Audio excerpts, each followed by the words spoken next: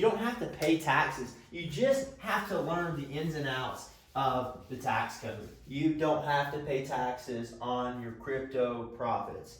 I bet you didn't know that, because we're told from a very young age that no matter what, nothing in life is guaranteed except for death and taxes.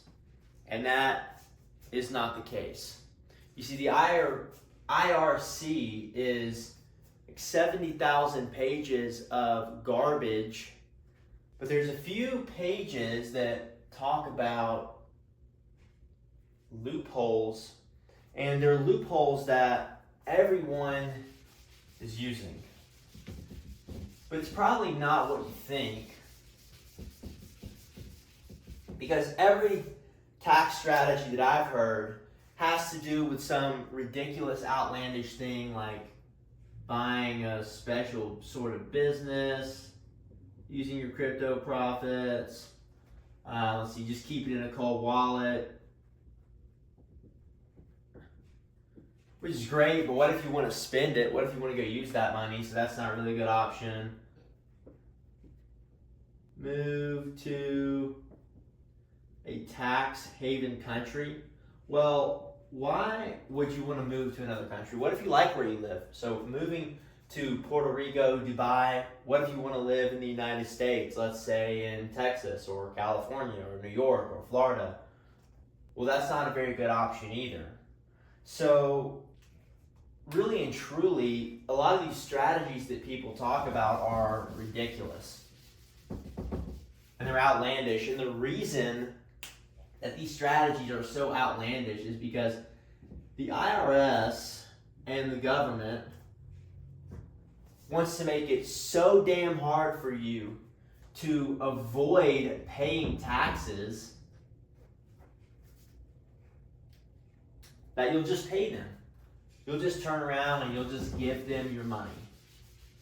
And that's their goal. But you don't have to do that. What if there were a vehicle or a tax shelter that anyone could get in any country, especially the United States, that would allow you to completely avoid taxes? You could just go right around them and keep on going about your life the way that you'd like to. Well, there is such a thing. And that thing is called an irrevocable trust.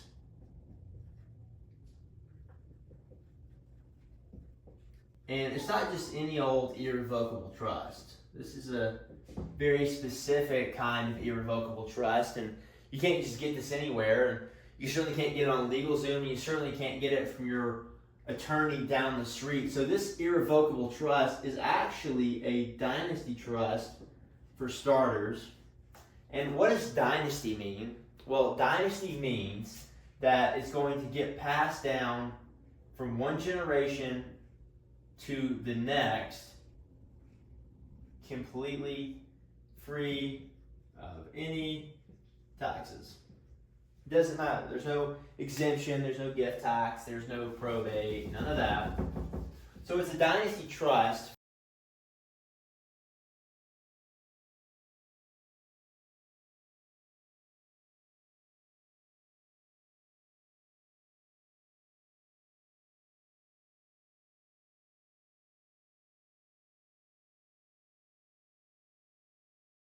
The first aspect of this trust is it's a non-grantor trust. And what that means is there's three parties to a trust: the grantor, the trustee, and the beneficiary. You'll be the trustee, your family will be the beneficiary, and the grantor, who's our attorney, is not going to be involved in any way after the trust is created and will never benefit from it. So that's non-grantor. The second element to this is the trust has to be discretionary. And what that means is you as the trustee have full discretionary power, much like being the CEO of a business, to buy assets, sell assets, manage things accordingly. You're the only one with the keys to this vehicle and the only one that gets to drive it. Now, the third thing is it's complex. And complex is an accounting term, okay? It has nothing to do with being more simple or more complicated. It means that at the end of the year, the trust is not required to distribute assets, and that's going to come into play here in just a second. And next we have this trust is a spendthrift trust. And what that means is a clause that protects the trust from any mistakes that the trustees or beneficiaries would ever make. Let's say they get sued, divorced, lawsuits, creditors, anything like that where someone can come after the trust on behalf of the beneficiary. This provides a clear separation between the trust and the estate of the other person. So very simple. And then the last thing about this trust, and maybe the most important thing, is this trust is actually non-statutory. So what does that even mean? So a statutory trust is set up like this. Okay, right here, we'll call this the federal government here, right? They're at the top. And then down here, we have the state. And so this non-statutory trust fits in right here, above the state, below the federal government. And what that means is it's not subject to the myriad of rules and regulations that states come up with. So you don't have to worry about what state the trust is in. It can be in any state or any country, and it has the same rules that apply to it. So which is very crucial, because we don't want to be in a state like California or New York or something where there's a lot of rules, right? And so with a common law trust, what you're deriving that from is mainly Article 1, Section 10 of the Constitution, which is your right to engage in private contracts. And what that means is you and any other person can get together and you can make an agreement between the two of you with no outside interference. And that agreement can be whatever it is. And that's all this trust is it's an agreement. There's nothing really inherently special about it. It's just an agreement. And so that's the way that the trust is set up, and it's a dynasty trust. So this is going to serve you, and then it's going to go on to serve the next generation. And all those people that we've heard of course, the Rockefellers, they use this. They're what made it famous, really, the Rockefeller method. You have the Rothschild banking dynasty. They're using it too. All right, and then you got all these other families. The Medici family, the Kennedy family, and of course the Carnegies. The list goes on and on. So in terms of not paying taxes on your crypto, how does that work? So this particular trust has the ability to defer capital gains and passive income. Or what I want to do here is I want to focus on the capital gains piece, okay? So how does it defer capital gains? Well, how do we even get the crypto into the trust, right? So before we talk about how it defers it, we have to, figure out how do we get the crypto into the trust. So you have the trust, and then of course you're the trustee, and that's like your responsibility, okay? But over here, you're also just a random person. So the way I want you to think of it is if you are like the manager of let's say, a McDonald's. You're the manager of the McDonald's, but you can also transact with McDonald's as a customer. Does that make sense? And so there's two different ways that you have a relationship. So the first one is as just any other person, and the second one is a trust. So as a person over here, right now, you have a nice crypto wallet, and let's just say that crypto wallet has $100,000 in it, and let's say you started with $50,000. So you got $50,000 in unrealized gains. So we're going to sell this to the trust. Okay, well, we're going to sell it at what's called a cost basis. And that cost basis is your original $50,000 investment.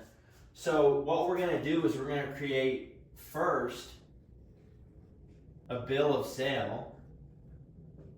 We're going to put the crypto wallet and all of its contents. Could be a ledger, could be a cold wallet, could be a hot wallet. So you're going to put the crypto wallet on the bill of sale, and you're going to sell it for $50,000 to the trust. So now the trust owns the wallet and all of its contents. Okay? Now, this is our bill of sale, and now what the trust is going to do is it's not going to give us cash. It's going to create a demand note, and it's going to also record this. It's going to say, I owe you $50,000 from crypto. Okay? And so at this point, you now have a crypto wallet owned by your trust on a bill of sale, and you, in exchange, got a demand note for the crypto. So at this point, we really haven't done anything except sold our crypto wallet. So now what you're going to do as the trustee is you're going to come over here to whatever exchange, and you're going to open a brokerage for the trust using the trust EIN. Okay, so whereas right now you're using Coinbase or whatever you're using, you can come over here and you're going to do the same thing with the trust EIN. So now the trust has this wallet that it paid $50K for, but it's actually worth $100,000, in Bitcoin or whatever you have. It doesn't matter.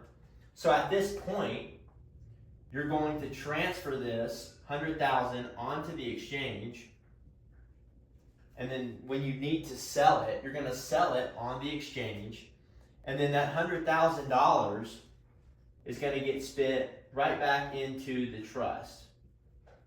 Well, that's $50,000 in capital gains that the trust realized, but remember, the trust defers capital gains. Now you are still over here as just a person to the trust, and you got this demand note that the trust gave you worth $50,000. So the original $50,000 that the trust owed you, you can pull out of the trust on that demand note completely tax-free, because it's a debt note just like the US dollar. And what it really is like a line of credit that the trust owes you. So now the trust has satisfied this demand note. It no longer owes you money. You got $50,000 out completely tax-free. And now what we have here is we have still this $50,000 in realized capital gains. And so how does that work? Well, what the trust does is at the end of the accounting year, it has $50,000 in capital gains. What we're trying to do here is we're trying to make all of our personal expenses, like personal residences, personal vehicles, things of that nature, those get sold to the trust as well. And so they become trust expenses. So this now deferred capital gains can be spent on trust expenses. So let's just say throughout the year, you had $10,000 in personal expenses.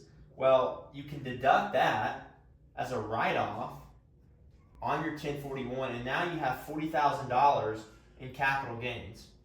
So far, now you've already saved more money than you would have if you didn't do this, but what kind of strategy is this if we have to pay $40,000 in capital gains? So we don't do that. So what happens here, from an accounting perspective, we have our $50,000 minus our 10, so we have $40,000 left. And so we're going to tell the IRS, hey, look, we made $40,000 in capital gains. We're not trying to hide it from them. We don't need to put it in a wallet, store it on a ledger, move to another country. That's all fucking bullshit. You don't have to do that. So we're just going to tell the IRS, hey, look, we owe you $40,000, but since this is a dynasty trust here, this thing has expenses, and we don't know when we're going to need this money. So what we're going to do is we're actually going to defer this $40,000, which brings our tax liability to zero for the year, which is great. So at this point, we deferred $40,000 to next year. We paid $0 in capital gains tax this year, and now this $40,000 can be used to go acquire more trust assets or pay for more trust expenses. So what are trust assets? Well, crypto is property. And if you acquire property, that's a trust expense. Real estate, vehicles, and any of the cost associated with any of those things. And if you're super, super intelligent, then what you're going to do is you're going to have this whole life thing, and you can expense into that via the premiums. So that's how you legally avoid capital gains tax on your crypto. But so from a practical standpoint, what does this even mean, right? So what we have to do is we have to go to the Internal Revenue Code. Okay, we're going to go to section 643A3. And what that talks about is it talks about the trust liability on a very specific type of trust, a non-grantor, irrevocable, complex, discretionary, dynasty trust here. And it talks about how capital gains are to be treated. And essentially, what this tax code says is it says that capital gains do not have to be paid as long as they are allocated to the corpus of the trust. So what does that even mean? What's the corpus of the trust? And the only way that you can make this taxable is if you defer the capital gains to the corpus of the trust and they're remaining inside the trust bank account that the funds are. The only way to make this taxable is to do a K-1 for a beneficiary or to 1099 a trustee. So this right here is your tax shelter, and as long as we keep the money in the tax shelter, then it remains untaxed, okay? So, well, how do we get money out? Again, you over here, you're the trustee, and in your personal capacity can get money off of this demand note.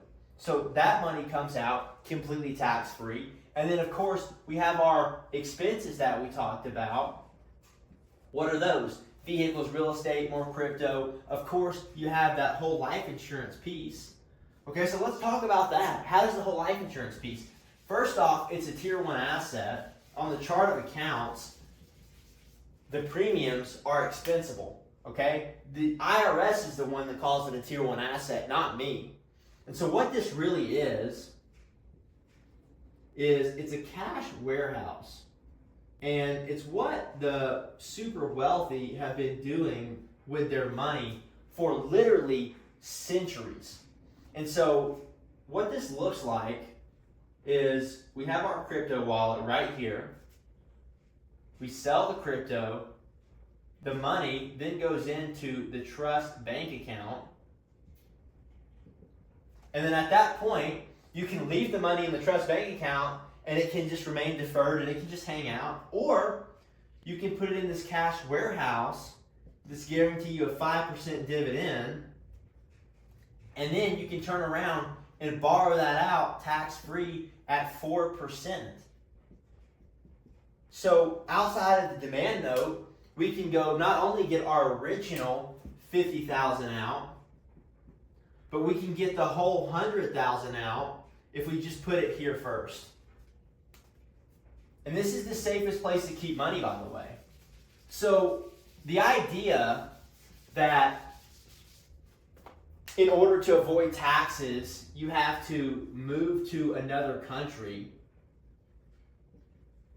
or that you have to buy some business that you don't want, or that you'll never be able to realize the profits on your crypto is all completely wrong and not true. And unfortunately, the people that are purporting that idea simply are just a little bit uneducated. They do not understand the tax code.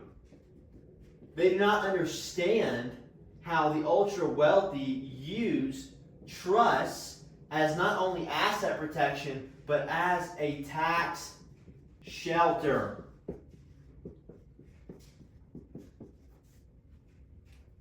And so this truly is the best way to keep all of your money at home with you. You don't have to give it to the government. You can keep this money and use it. And all we're doing is we're using this dynasty trust as a family estate where we're going to pull assets and resources and we're going to use it to grow our wealth, acquire more assets. And just think about this. If let's just say you're looking at a 34% tax rate and you make $1 million, you're going to pay $340,000 in taxes. That is absolutely insane. Because when you start looking at the details here, and we take $340,000 and then we compound that at 5%, and this is not anything extra, right? We're going into this cash warehouse thing that we can turn around and, by the way, secure the 5% and then get the money back out, and now we're making money in two places at the same time.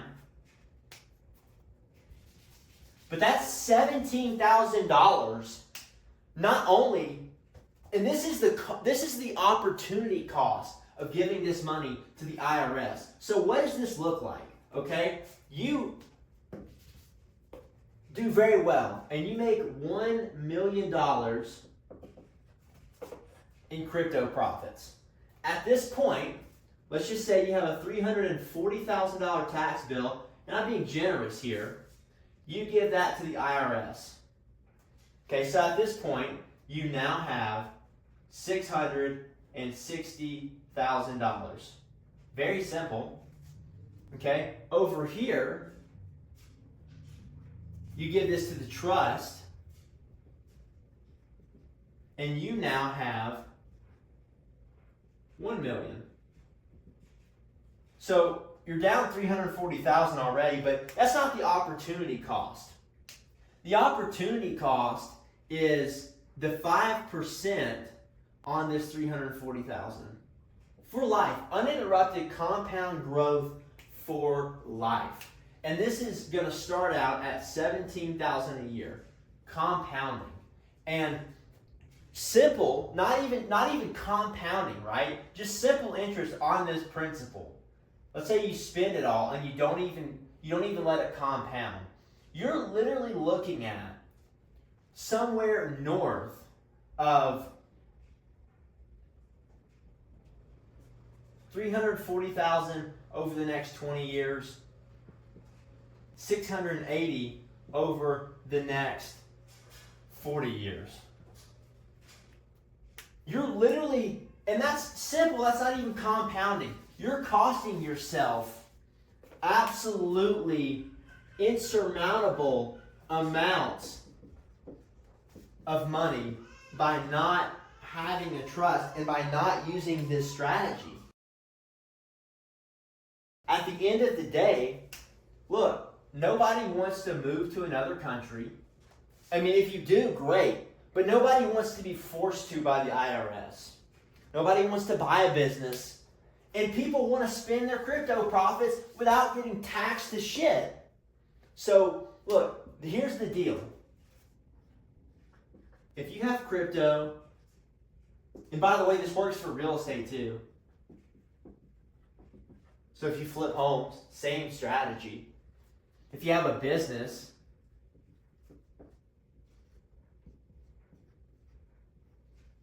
$1099 into an LLC. The LLC spits out a K1, which is passive income. Deferred taxes. You don't have to pay taxes. You just have to learn the ins and outs of the tax code. And so it's very simple. Sell the property to the trust. Let the trust realize the gains. Defer the gains by allocating them to the corpus of the trust. We have different strategies to get money out of the trust tax-free. But if you do this, then you can once and for all say goodbye to that. And who's doing this, by the way?